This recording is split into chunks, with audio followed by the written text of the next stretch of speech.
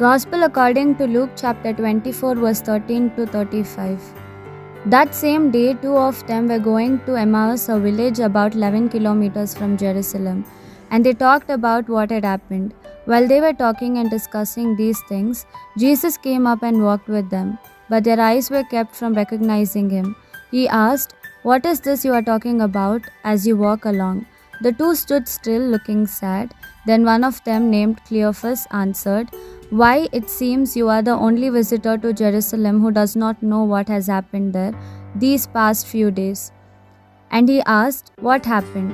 They replied, "It is about Jesus of Nazareth. He was a prophet, powerful in word and deed before God and the people. But the chief priests and our rulers handed him over to be sentenced to death, and he was crucified. Yet we had been hoping that he would be the one to set Israel free, and to add to this, it is now the third day since all this happened. Some women in our group surprised us greatly. They went to the tomb early this morning, but did not find his body. When they came back to us, they had a story about seeing a vision of angels who told them that Jesus was alive. Some friends of our group went to the tomb and found everything just as the women had said, but they did not see him."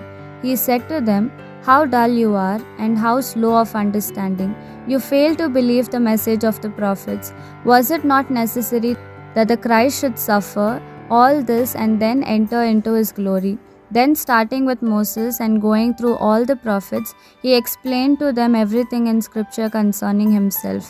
As they drew near the village they were heading for, Jesus made as if to go further, but they urged him, "Stay with us, for it will soon be dark. The day is now almost over." So he went in to stay with them. When they were at table, he took the bread, said the blessing, broke it and gave it to them. Their eyes were opened and they recognized him, but he vanished out of their sight. Then they said to each other, "Were not our hearts burning within us when he was talking to us on the road and explaining the scriptures?" They immediately got up and returned to Jerusalem. There they found the 11 and their companions gathered together. They were greeted with these words, "Yes, it is true, the Lord is risen. He has appeared to Simon." Then the two told what had happened on the road and how Jesus was recognized by them when he broke the bread with them. This is the word of the Lord. Thanks be to God.